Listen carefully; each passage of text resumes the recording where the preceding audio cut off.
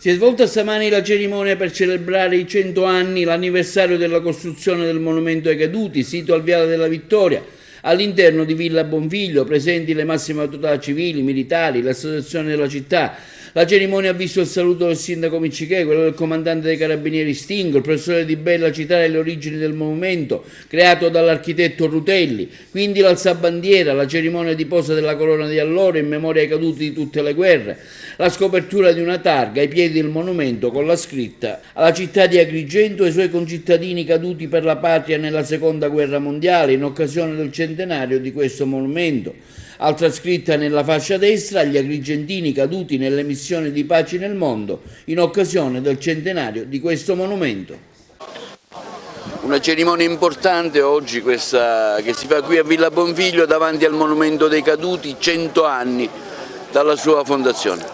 Sì, oggi è un giorno importante per Agrigento, sono i 100 anni della realizzazione del monumento dei caduti.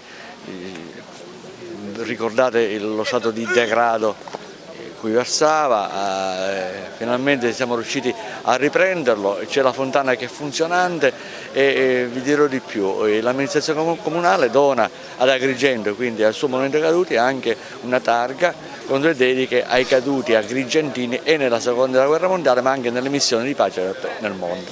100 anni di storia di un monumento eretto qui dagli agrigentini, dai girgentani, che decisero di ricordare i loro caduti del primo conflitto mondiale, della Grande Guerra. A distanza di 100 anni siamo qui come presidio militare, come forze armate, come forze di polizia, come amministrazione comunale per ricordare tutti coloro i quali hanno perso la vita in tutti i conflitti, nelle operazioni di guerra ma anche nelle operazioni di pace. È un momento di riflessione in cui la capitale della cultura italiana 2025 dimostra di essere un tassello importante della storia del nostro Paese.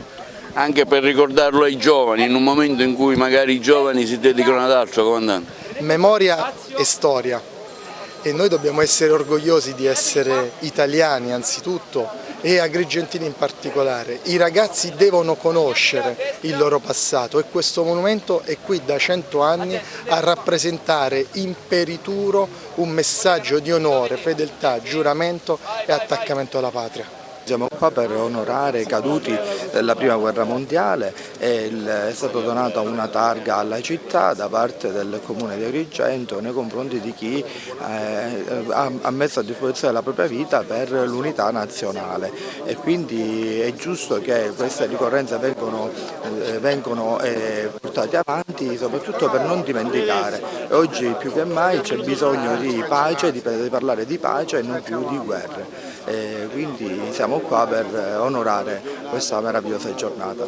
Grazie. Elio Di Bella è intervenuto in questa iniziativa per ricordare un po' gli aspetti tecnici del monumento che fu di un noto architetto. Sì, l'architetto fu Mario Rutelli.